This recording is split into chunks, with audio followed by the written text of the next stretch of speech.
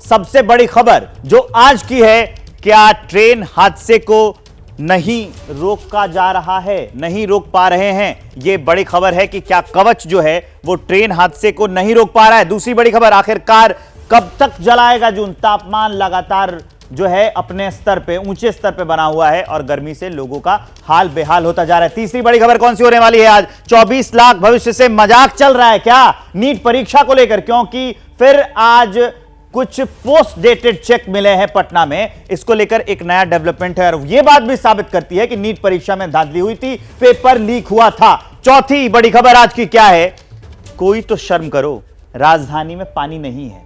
Ground report यह बता रही है, लोग तरस रहे हैं। लगातार बीजेपी आम आदमी पार्टी पर आरोप लगा रही है और आम आदमी पार्टी जो है वो आरोप लगा रही है बीजेपी पर, लेकिन इसका लबोलुआब अंत में यह पता चलता है कि लोगों के जो घर हैं, उनके बर्तन, उनमें पानी नहीं है। इन्हीं चार बड़ी खबरों के लिए मेरे सहयोगी मेरे साथ जुड़ेंगे, जिन पर विस्तार से बात होगी। हर पहलू की हम पड़ताल करेंगे। कौन कौन है उनसे आपका तारुफ करवाते हैं।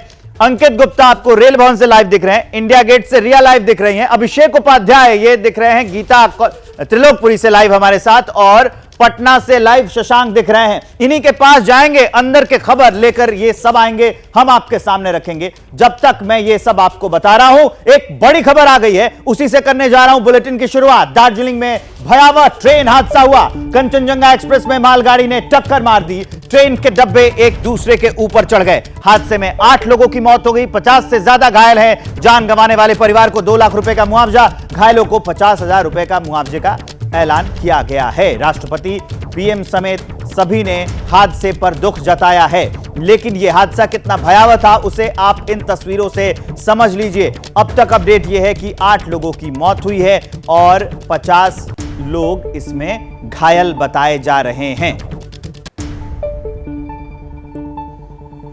मेरी जानकारी में 5 पैसेंजर और 3 हमारा स्टाफ, तो 8। स्टेशन से एसपी साहब से जो बात हुई थी उनके इंफॉर्मेशन के अनुसार 25 लोग हॉस्पिटल गए हैं और जिनको कोई भी फेटल इंजरी नहीं है।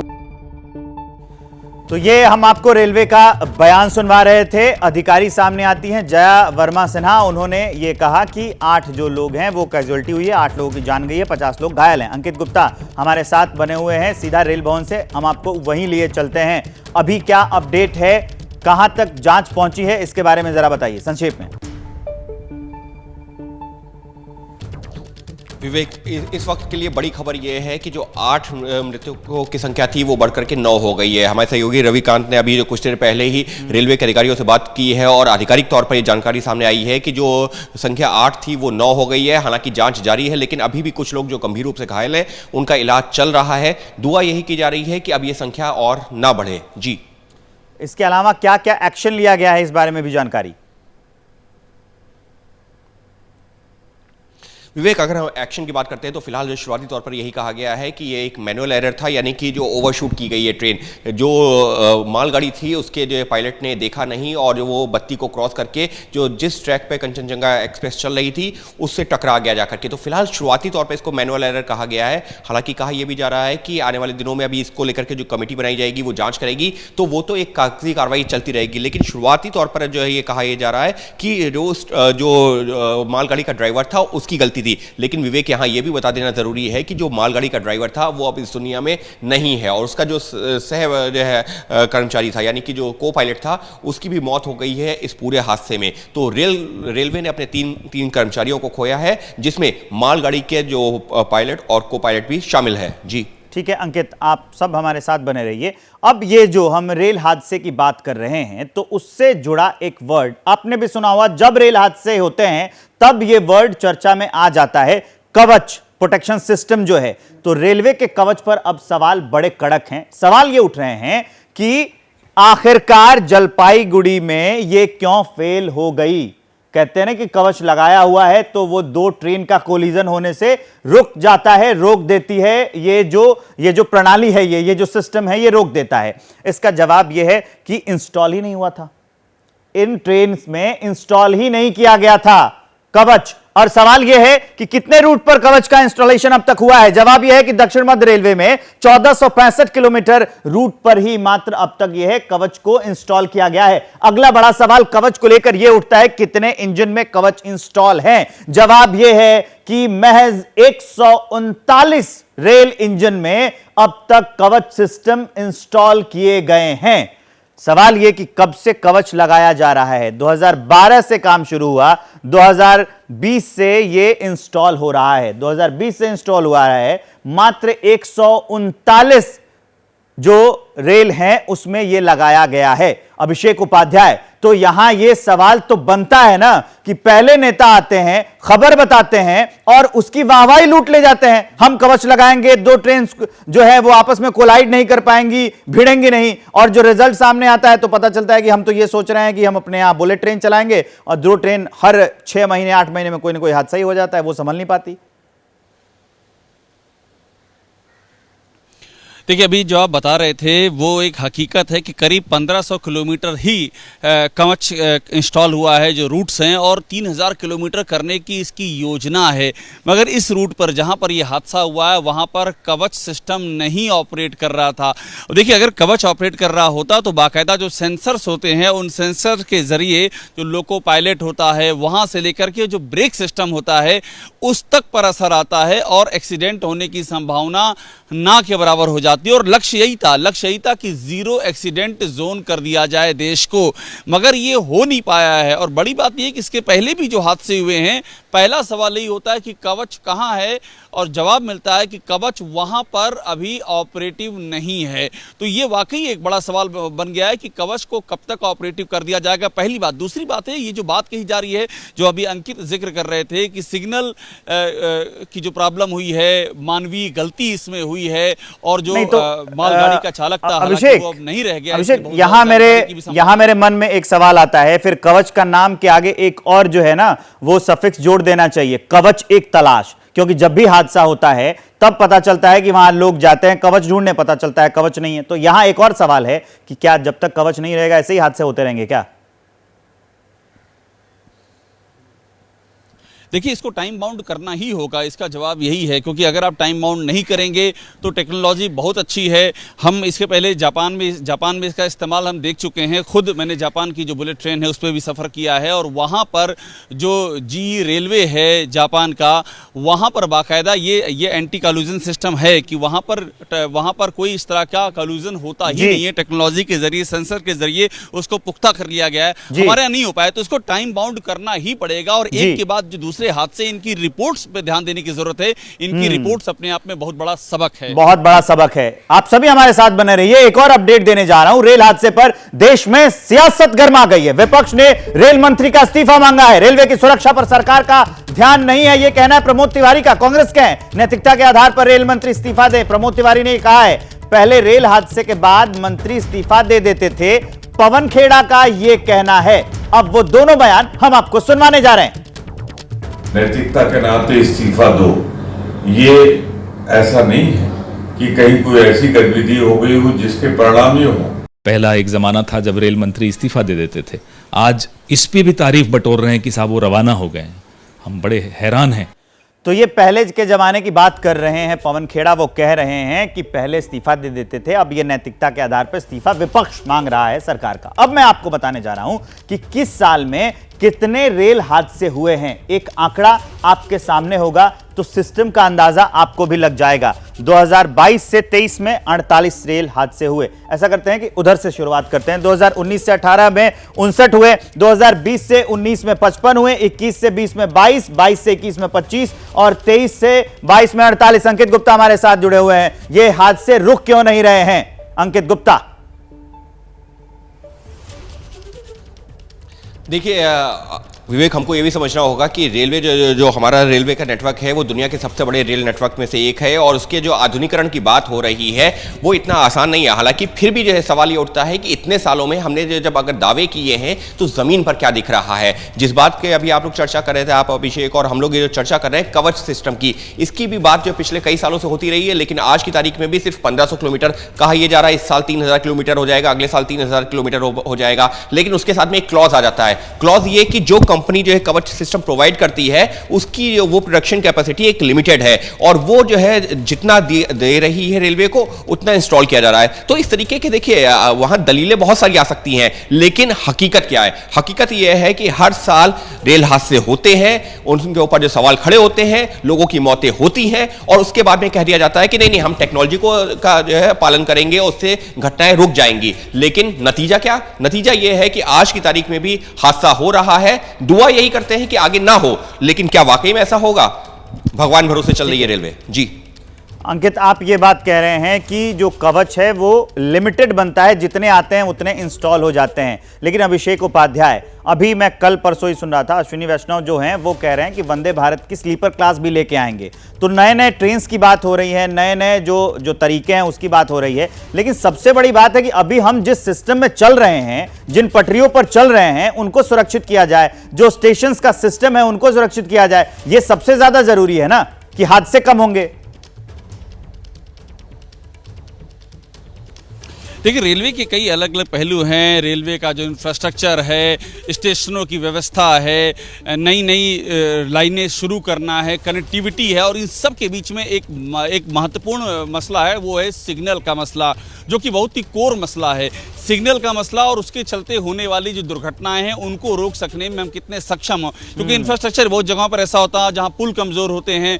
बीच में ये भी रिपोर्ट आई थी कि जो रेलवे के ब्रिज हैं उनकी भी मरम्मत जरूरी है, क्योंकि उसके जरिए भी हादसे हुए हैं। तो अलग अलग पहलू हैं, जिसमें सिग्नल का पहलू बहुत ही महत्वपूर्ण है, और इस पर बजट लेआउट से लेकर के टाइम बाउंड एग्जीक्यूशन ध्यान देने की जरूरत हो कि हर 6 महीने में कुछ लोग आंकड़ों में तब्दील ना हो जाएं। हमने ये ना गिने कि आज 8 की मौत हो गई, 10 की मौत हो गई, ये हादसा बड़ा खतरनाक है। आप सभी हमारे साथ बने रहिए। अब हम खबर में आगे बढ़ते हैं, बात करेंगे जून में गर्मी की। जून में गर्मी से लोगों का हाल बेहाल हुआ पड़ा है। उत्तर भारत में पड़ रही है भीषण गर्मी। दिल्ली में पारा 45 डिग्री के आसपास है। छत्तीसगढ़ में स्कूलों की छुट्टियां बढ़ाई गई हैं। 25 जून तक छत्तीसगढ़ में स्कूलों की छुट्टी है। झारखंड में, बिहार में कल से स्कूल खुल रहे हैं। ये अपडेट हम आपको दे रहे हैं कि 25 जून तक छत्तीसगढ़ में स्कूलों की छुट्टियां बढ़ा दी गई हैं। लेकिन लगातार जो है गर्मी का सितम लोग झेल ही रहे हैं। दिल्ली में पारा 45 डिग्री के आसपास है। रिया मेरी सहयोगी जुड़ गई हैं, सीधा उनके पास लिए चलते हैं। रिया, मौसम विभाग का क्या पूर्वानुमान है? कब से राहत मिलने की खबर आ रही है सामने?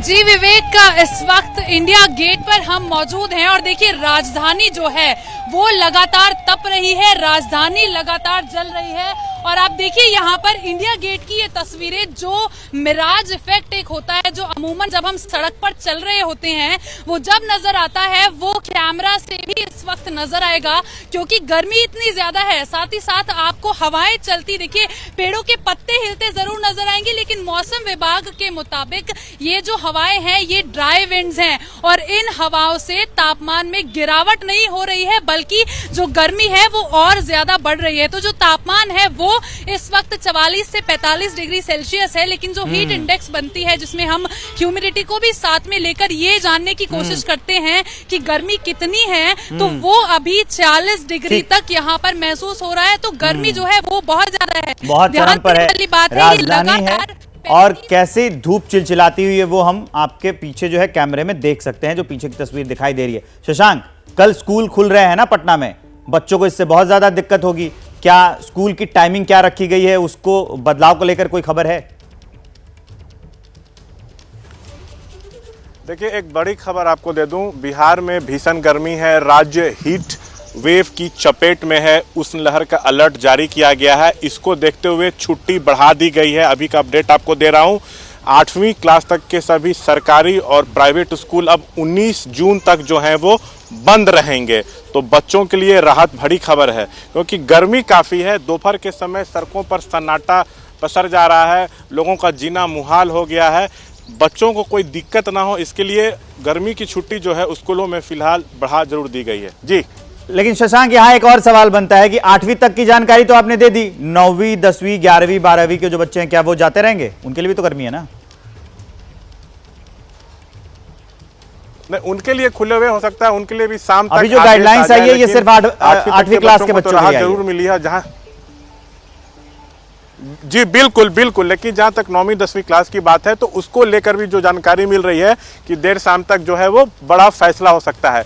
गर्मी में स्कूल का खुलना और उसके टाइमिंग को लेकर हमेशा बिहार में बवाल होते रहा है। जब के पाठक शिक्षा विभाग के अपर मुख्य सचिव थे तो उस समय हमेशा विवाद होता था, लेकिन अब वो दूसरे विभाग में चले गए हैं। एस सिद्धार्थ अब एसीएस हैं और अच्छे फैसले ले रहे हैं, उनके किसी फैसले पर विवाद नहीं हो रहा है। तो जो 9-10 क्लासेस हैं, हो सकता है उनके लिए भी शाम तक बड़ा फैसला हो जाए। जी, तो ये बड़ी अपडेट हम दे रहे हैं। शशांक, आप हमारे साथ बने रहिए। एक बार फिर से ये खबर मैं बता देता हूं कि बिहार में 8वीं तक के बच्चों की जो गर्मी की छुट्टियां थी वो बढ़ा दी गई हैं। 19 जून तक जो छुट्टी है वो बढ़ा दी गई है। बिहार में स्कूलों की छुट्टियां बढ़ाई गई हैं 19 जून तक। 20 जून को स्कूल खुलेगा 8वीं तक के बच्चों के लिए। 8वीं तक के स्कूल के जो बच्चे हैं उनकी जो गर्मी की छुट्टियां हैं वो बढ़ा दी गई हैं। बड़ा अपडेट हम आपको दे रहे हैं। 19 तारीख तक लू चल रही है बिहार में और इसको देखते हुए अब जो छुट्टियां हैं स्कूल की 8वीं तक के बच्चों की छुट्टियां बढ़ा दी गई हैं। 19 तारीख तक ये छुट्टी बढ़ा दी गई है। ऐसे लगातार जो गर्मी बढ़ती जा रही है ग्लोबल वार्मिंग की वजह से। अब जरा अब इसके रिया ये जो लगातार बढ़ता हुआ तापमान है इस पर जरूरी है कि कंट्रोल किया जाए, तो पर्यावरण विभाग क्या कर रहा है?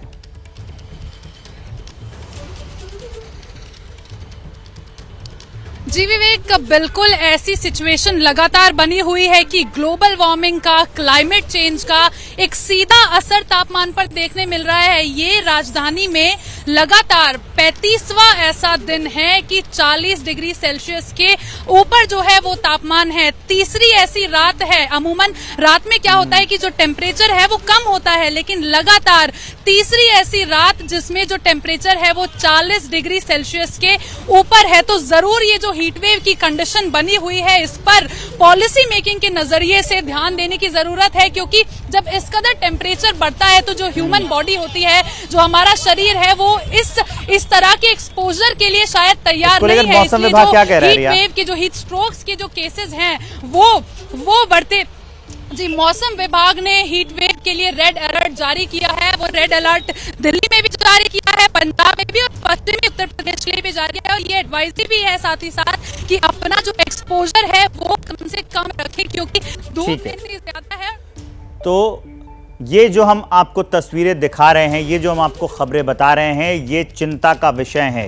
तो जून का महीना चल रहा है और पारा अभी भी हाई है। आसमान से मानो आग बरस रही है, तापमान बढ़ता जा रहा है, जीना मुहाल हुआ है। अभिषेक उपाध्याय के पास चलते हैं, वो भी दिल्ली के एक इलाके में, त्रिलोकपुरी इलाके में मौजूद हैं। सीधा उनसे जानते हैं कि मौसम विभाग ने कब तक इन हीट वेव से राहत मिलने की संभावना जताई है। अभिषेक, देखिए अभी फिलहाल जो है जो मौसम विभाग का अनुमान है वो हीट वेव को लेकर के है और हीट वेव को लेकर के बाकायदा आगाह भी किया जा रहा है। अब दक्षिणी पश्चिमी मानसून जिसका कि इंतज़ार है हमको, उसको लेकर के ये उम्मीद जताई जा रही है कि आने वाले कुछ दिनों में जो केरल से मानसून चलता है वो उसी मानसून का इंतज़ार है, पश्चिमी विक्षोभों का इंतजार है, जिसके चलते यहाँ पर भी दिल्ली में, खासतौर पर दिल्ली और उत्तर भारत का इलाका जहाँ ज़बरदस्त गर्मी पड़ रही है वहाँ पर कुछ राहत मिल सकती है। लेकिन अभी की स्थिति ये है कि अभी जो रिया कह रही थी 40 के ऊपर, 40-45 क्या 48 और 49 तक टेम्परेचर जा रहा है और हीट वेव के चलते बाकायदा सड़क चलते लोग गिर जा रहे हैं। ऐसी जानकारी, ऐसी खबरें भी सामने आ रही हैं। तो अभी स्थितियाँ काफ़ी संवेदनशील हैं फिलहाल। जी, तो अभी तापमान लगातार बढ़ रहा है और आने वाले दिनों में, आने वाले सालों में ये जो तापमान है, अगर ऐसी ही हमने पर्यावरण की परिस्थितियां बनाकर रखी तो बढ़ता जाएगा। इसीलिए मैं कह रहा हूं कि इस विचार पर सोचिए। नीट पेपर लीक से जुड़ा एक बड़ा खुलासा है। जांच में पुलिस को 6 पोस्ट डेटेड चेक मिले। परीक्षा माफिया से चेक के कनेक्शन का शक है। खाता धारकों की जानकारी जुटा रही है पुलिस। शिक्षा मंत्री ने माना है कि 2 जगह गड़बड़ी हुई है। बड़ी अपडेट हम आपको दे रहे हैं। पुलिस जांच जो चल रही है, 6 पोस्ट डेटेड चेक उसमें मिले हैं। परीक्षा माफिया से चेक का कनेक्शन हो सकता है। इस शक के आधार पर पुलिस आगे की जांच चल रही है। अभी धर्मेंद्र प्रधान उस पर क्या कह रहे हैं इस मामले पर, वो आपको सुनाते हैं। पेपर लीक की हमारे पास कोई जानकारी नहीं है। मैंने उस रीट पिटीशन को अनुध्यान कराया कोई भी एक भी जगह पे प्रमाण नहीं है। 2 जगह पे कुछ गड़बड़ियों की भी ध्यान आई है। मैं छात्रों को और अभिभावकों को आश्वस्त करता हूं, उसको भी सरकार बड़े गंभीरता के साथ लिया है। तो अभी जो मैं आपको सुना रहा था वो 13 जून का बयान था धर्मेंद्र प्रधान शिक्षा मंत्री का। उसके बाद दूसरा जो बयान था वो 16 जून का बयान था, मतलब 3 दिन। एक में कहते हैं कि परीक्षा में गड़बड़ी नहीं हुई है, लीक के सबूत नहीं है। अभी कह रहे हैं कि 2 जगह पर गड़बड़ी हुई है। शशांक के पास लिए चलते हैं, पटना में उन्होंने कई खुलासे भी किए हैं। शशांक, मुझे बताइए 3 दिन में ये बयान कैसे बदल गए? अब देखिए, एबीपी न्यूज पर इस मामले में जो 13 आरोपी गिरफ्तार है उसमें से एक सिकंदर भी है और दूसरा नीतीश कुमार है। नीतीश कुमार तो कुख्यात परीक्षा माफिया है, कई बार जेल भी गया है। इन लोगों के कबूलनामे की कॉपी एबीपी न्यूज़ पे चली। इन लोगों ने स्वीकार किया कि 5 मई को परीक्षा थी, 4 मई को प्रश्न पत्र लीक हुआ है। तो 4 मई को अभ्यर्थियों को हम लोगों ने उत्तर और प्रश्न पत्र दिया और उत्तर रटवाया गया और अगले दिन परीक्षा में वही प्रश्न बिल्कुल पूछा गया। ये लोग तो ये स्वीकार कर रहे हैं। इस मामले में एक आयुष नाम का अभ्यर्थी भी जेल में है, उसने भी स्वीकार किया कि हाँ 4 मई को पटना के खेमनीचक के स्कूल में हमको प्रश्न पत्र और उत्तर दिया गया था। उत्तर हम याद किए, अगला दिन गए परीक्षा देने तो देख रहे हैं कि वही प्रश्न था जो हमको एक दिन पहले बताया गया था। तो कहीं ना कहीं अब सवाल तो उठ रहा है कि बड़ी गड़बड़ी हुई है और शिक्षा मंत्री अब कह रहे हैं कि 2 जगह गलतियां हुई हैं, ये अब स्वीकार कर रहे हैं। उसके वैसे एनटीए का कहना था कि कहीं कुछ गड़बड़ी नहीं हुई है, शिक्षा मंत्री भी यही कह रहे थे। और आपको बता दें कि जले हुए प्रश्न पत्र मिले हैं ईओयू को, लेकिन अब तक एनटीए की तरफ से मूल प्रश्न पत्र नहीं भेजा गया है, इसलिए ईओयू जले हुए प्रश्न पत्र का एफएसएल जांच मिलान नहीं करा पा रही। आखिर एनटीए क्यों नहीं भेज रहा है, ये एक बड़ा सवाल है। और आपको बता दें ईओयू के अधिकारी बहुत तेजी से जांच कर रहे हैं और एनटीए की पूरी भूमिका शशांक सवालों के घेरे में है। वो अपने आप को ट्रांसपेरेंट संस्था बता रही है, लेकिन जो जमीन पर है, जो चीजें दिख रही हैं, जो तथ्य दिख रहे हैं, उससे साफ पता चलता है कि गड़बड़ी हुई है और एक जगह पर नहीं हुई है, कई जगहों पर हुई है। पहले तो एक जगह भी नहीं मान रहे थे, अब तो 2 जगह कम से कम मानने लगे हैं। अब हम ये देखते हैं कि ये जो नीट परीक्षा में गड़बड़ी हुई है, सरकार और 10 सवाल हमारे पास हैं, जरा उससे आपको रूबरू कराते हैं। पहला सवाल यह कि 3 दिन के बाद शिक्षा मंत्री ने गड़बड़ी क्यों मानी? सवाल बनता है ना, पहले आप कहते हैं नहीं हुई, बाद में कहते हैं कि हुई, मान लेते हैं। दूसरा बड़ा सवाल यह कि कुर्सी संभालते ही एनटीए को क्लीन चिट क्यों दी थी? आपको याद होगा कि जैसे उन्होंने शपथ ली उसके बाद यह कह दिया, ट्वीट भी किया था उन्होंने कि नहीं कोई गड़बड़ी भ्रष्टाचार नहीं हुआ है। तीसरा बड़ा सवाल यह कि क्या पटना, गुजरात, हरियाणा की घटना की जानकारी उनके पास नहीं थी कि इतने जिम्मेदारी वाले पद पर रहते हुए इतना गैर जिम्मेदाराना बयान उन्होंने दे दिया। चौथा बड़ा सवाल यह है कि देश के 24 लाख भविष्य के साथ कौन खिलवाड़ कर रहा है, कौन पेपर लीक कर रहा है, बच्चों के मेहनत के साथ खिलवाड़ कर रहा है। बिहार में पोस्ट डेटेड चेक का परीक्षा माफिया से क्या कनेक्शन है? जो चेक मिले हैं, जो जांच चल रही है, अभी उसका क्या कनेक्शन है उस परीक्षा माफिया से? छठा बड़ा सवाल यह है कि क्या पटना में 30 से 32 लाख रुपए में नीट पेपर लीक नहीं हुआ था? जो एफआईआर में बात सामने आई है, जो लिखित में है, सब कुछ कबूलनामे में है कि 30 से 32 लाख, एक तो 40 लाख में भी डील हुई थी। सातवां बड़ा सवाल यह है कि क्या गोधरा में लाखों रुपए लेकर 27 बच्चों की ओएमआर शीट नहीं भरी गई थी? यह भी सवाल बनता है। और आठवां बड़ा सवाल यह कि क्या झज्जर में एक साथ 6 बच्चों को जानबूझकर टॉप नहीं करवाया गया? 720 में 720 सभी बच्चों का। क्या पटना, गोधरा, झज्जर जैसी देश में कुछ और शहर में धांधली संभव नहीं है? यह बात तो वो है ना जो सामने आई है, पब्लिक डोमेन में आ गई है, एफआईआर में आ गई है, हम आप उसकी चर्चा कर रहे हैं, लेकिन पता नहीं कितने केसेस होंगे जो अभी तक आए ही नहीं होंगे। क्या सिर्फ 1563 बच्चों के दोबारा एग्जाम से धांधली के दाग धुल जाएंगे? वो जो कह रहे हैं ना कि ग्रेस मार्क्स दिए थे, इन पूरे सवालों में एक संस्था एनटीए, नेशनल टेस्टिंग एजेंसी, ये ही सवालों के घेरे में है। तो सवाल यहां पर पूछे जाने चाहिए ना कि एनटीए की भूमिका इतनी संदिग्ध है तो पूरे मामले की जांच होनी चाहिए और इसके लिए जो जिम्मेदार है उसको तुरंत सामने लाना चाहिए और जो कड़े कदम उठाए जाने चाहिए नीट परीक्षा को लेकर, अगर रद्द करना है या परीक्षा दोबारा करानी है, वो जितनी जल्दी हो पाए, क्योंकि काउंसलिंग उधर चल रही है। अगर काउंसलिंग में बच्चे जाके बैठ जाते हैं तो आखिर इन खुलासों का क्या फायदा होगा? अभिषेक उपाध्याय।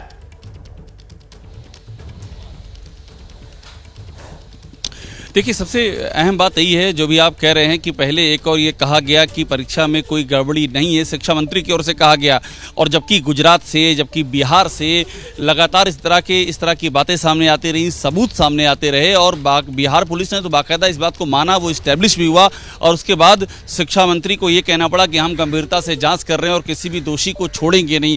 तो ये जो एनटीए को शुरू में एक कवायद थी कि एनटीए क्लीन है, इसी कवायद ने अविश्वास को और भी गहरा दिया है। और अब चूंकि जो ग्रेस मार्क पाने वाले विद्यार्थी हैं उनके री एग्जामिनेशन की बात हो भी गई है और उसके री एग्जामिनेशन की कवायद चल भी रही है, लेकिन सवाल अभी भी नहीं खत्म हुए हैं। जिनको जो ग्रेस मार्क के दायरे में नहीं आए विद्यार्थी, उनकी भी शिकायतें हैं, क्योंकि अब तो पेपर लीक की भी शिकायतें सामने आ गई हैं। बाकायदा सालवर गैंग भी पकड़ा गया, सालवर गैंग के लोगों का कबूलनामा भी है, और इसीलिए ये बहुत ज़रूरी हो जाता है कि गवर्नमेंट की ओर से कोई एक सॉल्यूशन सामने रखा जाए, क्योंकि यूजी के बच्चे हैं और उनका भविष्य अधर में है और देश भर में इसको लेकर के शिकायतें सामने आ रही हैं। तो एनटीए के भरोसे बैठने की जगह एक वे आउट सामने रखा जाए, और हमारी जानकारी यही है कि इस बारे में एक बाकायदा एक्सपर्ट कमेटी के साथ में डिस्कशन चल रहा है कि एक वे आउट निकाला जाए, ताकि इस बार जो रेक्टिफिकेशन किया जा सके और आगे के लिए एक फुल प्रूफ स्ट्रेटजी भी बनाई जा सके। और इसके लिए एनटीए में जो जिम्मेदार लोग हैं उनसे भी सवाल जवाब किया जाए कि आखिर किस आधार पर ग्रेस मार्क्स दिए गए, उसके बारे में पहले सूचना क्यों नहीं दी गई, यह भी बड़ा सवाल है। इसके अलावा एक और अपडेट जान लीजिए। नीट विवाद पर बिहार में सियासत तेज है। विपक्ष ने शिक्षा मंत्री से इस्तीफा मांगा है। आरजेडी के श्याम रजक बोले कि सारा सच सामने आया। जेडीयू ने कहा कि मामले पर राजनीति नहीं होनी चाहिए। वो दोनों बयान हम आपको सुनवाते हैं। इनको इस्तीफा देना चाहिए और दोषियों को गिरफ्तार करना चाहिए और सीबीआई से पूरी जांच होनी चाहिए। हमें जड़ तक पहुंचना है कि कौन लोग इसके पीछे शामिल हैं। हम इसे राजनीति के चश्मे से नहीं देखते हैं, सरकार किसी की भी हो। तो ये जो नेता हैं ये कह रहे हैं कि जांच होनी चाहिए। जो दूसरे दल के हैं, जेडीयू वाले या आरजेडी वाले, वो कह रहे हैं कि जांच होनी चाहिए, सच सामने आना चाहिए। क्या होना चाहिए सबको पता है, लेकिन अभी सबसे जरूरी यह है अंकित गुप्ता कि इस पूरे मामले की जांच की जाए और जल्दी से कोई एक्शन लिया जाए, क्योंकि 23 लाख के करीब बच्चों ने ये एग्जाम दिया है। उन सब का भविष्य अंधेरे में फंसा हुआ है। हर नेता के भाषण में यह भविष्य उज्जवल होता है भारत का।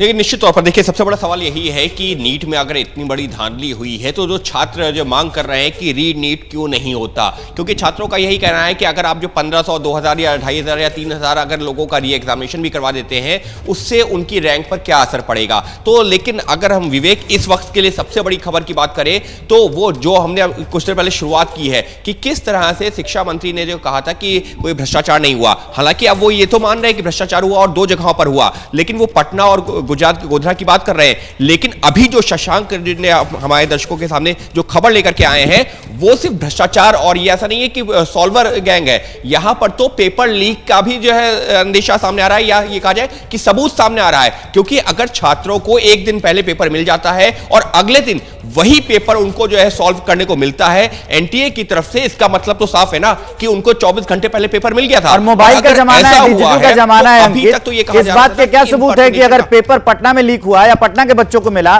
तो वो रात भर में कहीं से लीक होकर कहीं और दिल्ली में नहीं पहुंचा होगा, या रांची में नहीं पहुंचा होगा, या गुजरात में नहीं पहुंचा होगा, या मध्य प्रदेश में नहीं पहुंचा होगा, छत्तीसगढ़ नहीं पहुंचा होगा, या बाकी राज्यों में नहीं पहुंचा होगा।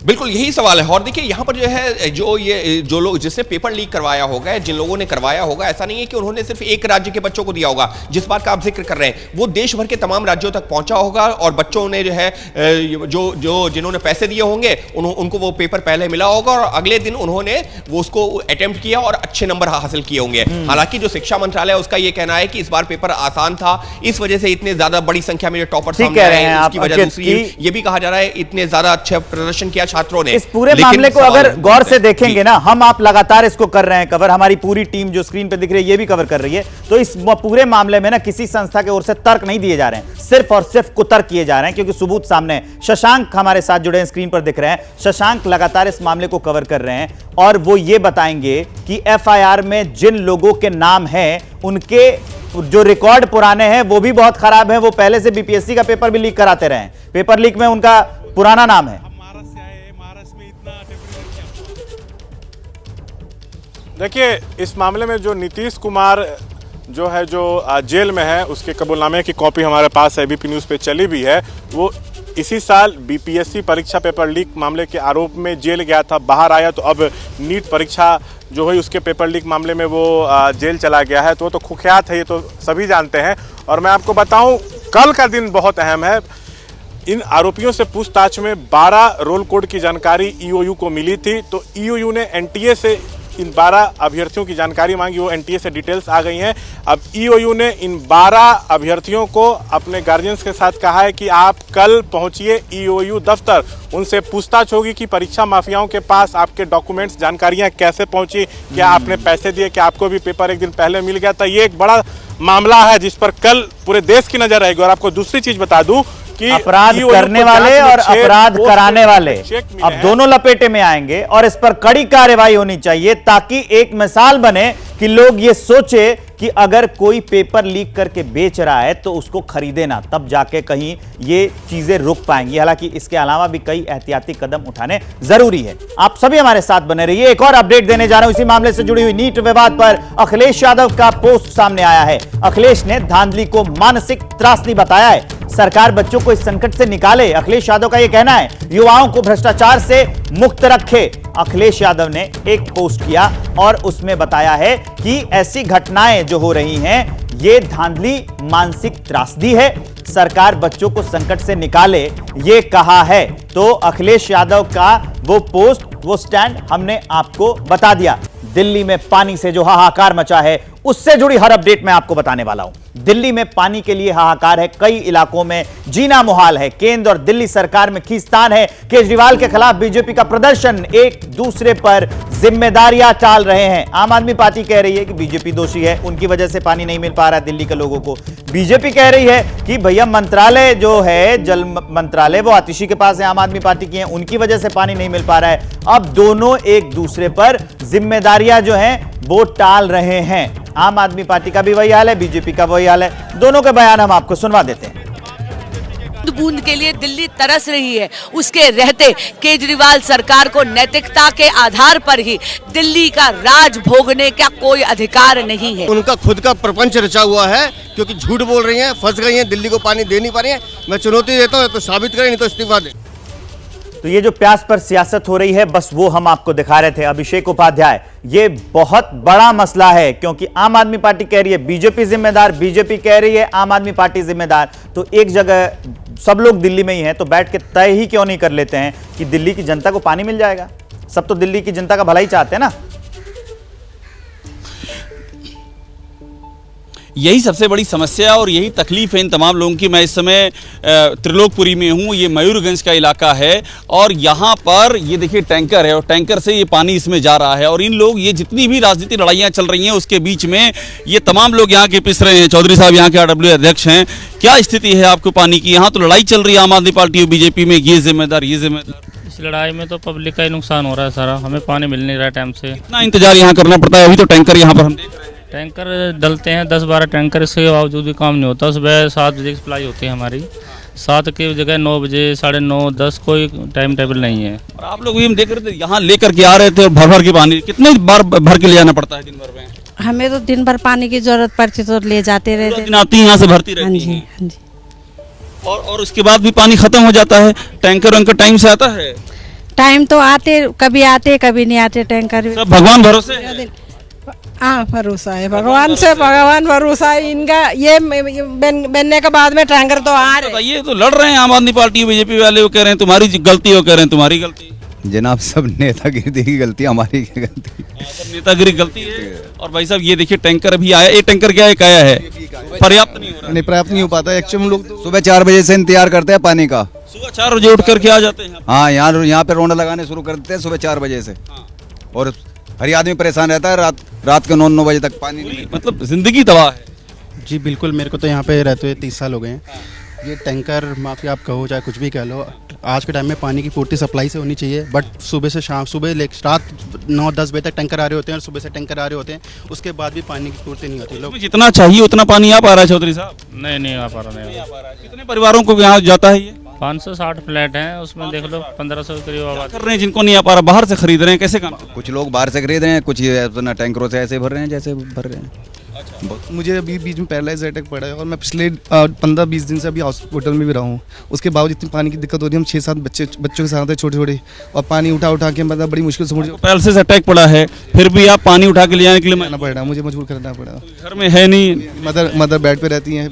कहानी देखिए, इस तरह से ये लोगों की समस्याएं हैं और ये सारे चेहरे आप देखिए, और उसके बाद वो चेहरे जो पानी को लेकर के आरोप लगा रहे हैं उनको एक अलग फ्रेम में ले लीजिए, आपको समझ में आ जाएगा कि असर कहाँ है और इसको लेकर के राजनीति। अभिषेक, मुझे इसके साथ साथ एक और बात समझ में आ रही है कि ये भारत देश की राजधानी दिल्ली की तस्वीरें हैं, वही भारत जो दुनिया की 5वीं बड़ी अर्थव्यवस्था है और नेताओं के भाषण में कुछ ही दिनों में 3री बड़ी अर्थव्यवस्था बनने वाला है। उसकी राजधानी में लोगों के पास पीने का पानी नहीं मिल पा रहा है, उसके लिए सिर्फ नेता वहां के जिम्मेदार हैं क्योंकि टाल मटोल कर रहे हैं। अब मैं आपको बताने जा रहा हूं, पानी, राजधानी और जनता से बेईमानी क्या है, जवाब तो देना पड़ेगा ना। आखिर जो जनता ये परेशान है उसके लिए क्या क्या सवाल है, दिल्ली सरकार को इसका जवाब देना चाहिए कि पानी कम या ज्यादा होने पर हरियाणा पर वो ठीकरा क्यों फोड़ते हैं। पूरा सिस्टम दिल्ली का उनके हाथ में है ना, सरकार वो चला रहे हैं ना। जल संकट और टैंकर माफिया से कब तक दिल्ली सरकार निपट लेगी, ये भी बताना चाहिए ना।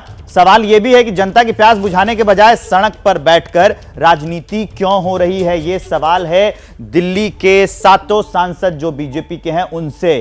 सड़क पर राजनीति हो रही है, जनता के पास पानी नहीं पहुंच पा रहा है। क्या केंद्र और दिल्ली मिलकर लोगों की प्यास बुझाने में असफल हैं क्या? क्योंकि यह राजधानी का मामला है, यहां पर यह हाल है। भीषण गर्मी आने से पहले सरकार, सांसद, मंत्री, विधायक से क्यों नहीं मांगते हैं समाधान जब गर्मी आए उससे पहले? क्योंकि हर साल यही होना है।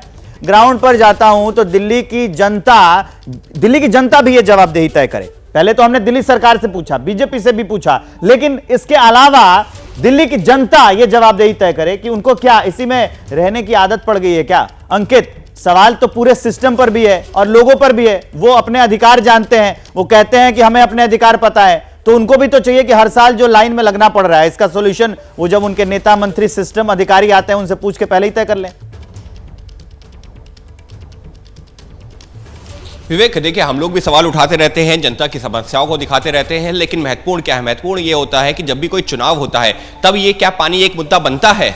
शायद नहीं, क्योंकि अभी हाल ही में चुनाव हुआ लोकसभा का, उससे पहले जो एमसीडी का चुनाव हुआ, अभी जो है दिल्ली विधानसभा का चुनाव होना, उससे पहले जो चुनाव होता रहा है, तो वहां पर कहा जरूर जाता है, लेकिन जब असल मुद्दे की बात आती है तो वो जो असल मुद्दे हैं वो गायब हो जाते हैं। और ये पानी की समस्या आज की नहीं है, बल्कि पिछले कई सालों से चली आ रही है। और अगर हम बात करें जो मौजूदा सरकार की भी, जो दिल्ली में आम आदमी पार्टी की सरकार है, हरियाणा में बीजेपी की सरकार है, जब अलग अलग सरकारें भी थी तब भी ये विवाद चला आ रहा था। और सुप्रीम कोर्ट में जब मामला पहुंचा था, सुप्रीम कोर्ट ने भी यही कहते हुए फटकार लगाई थी कि देखिए, आप जनता एक तरफ परेशान है, हम टीवी पे तस्वीरें देख रहे हैं, मीडिया में तस्वीरें देख रहे हैं, वो किस तरह से बेहाल है, और आप यहां पर सिर्फ राजनीति कर रहे हैं। क्यों नहीं? जो वाटर लीकेज एक बहुत बड़ी समस्या है, और वाटर लीकेज को अगर कंट्रोल कर लिया जाए तो कुछ हद तक इस जो पानी की समस्या है उसको कंट्रोल किया जा सकता है। दूसरा, जो टैंकर माफिया, आप लोगों के घरों तक पानी नहीं पहुंचा पाते हैं, और जो टैंकर माफिया हैं वो खुलेआम टैंकर लेकर के लोगों तक जाते हैं, उनसे पैसा वसूलते हैं और उनको पानी नहीं पिला पा रहे हैं लोगों को, टैंकर माफिया लोगों का घर बनवा देते हैं। ये तो सिस्टम है राजधानी दिल्ली में, वो घर के घर बनवा रहे हैं और ये पानी नहीं पिला पा रहे हैं। आप दोनों हमारे साथ बने रहिए। एक और बड़ी अपडेट, आम आदमी पार्टी के सांसद संजय सिंह का बीजेपी पर हमला, बीजेपी के लोगों पर गुंडागर्दी का आरोप लगाया है। दिल्ली में बीजेपी प्रायोजित जल संकट है, संजय सिंह का यह कहना है। बीजेपी चाहती है कि लोगों को पानी ना मिले। संजय ने और क्या क्या आरोप लगाए हैं वो सुनाते हैं आपको। भाजपा के गुंडों के डर से अगर जल बोर्ड का कर्मचारी काम नहीं करेगा, पानी की सप्लाई रुक जाएगी, कैसे दिल्ली के लोगों को पानी मिलेगा? अभिषेक उपाध्याय, यह बहुत बड़ा सवाल है कि अगर ऐसा कोई आरोप है तो इनको सबूत भी दिखाने चाहिए। ये मौखिक वार पलटवार कब तक चलेगा कि आज का दिन बीत गया, कल भी ऐसे ही काट लेंगे, परसों भी करते करते एक हफ्ता पूरा इसी में चला जाएगा?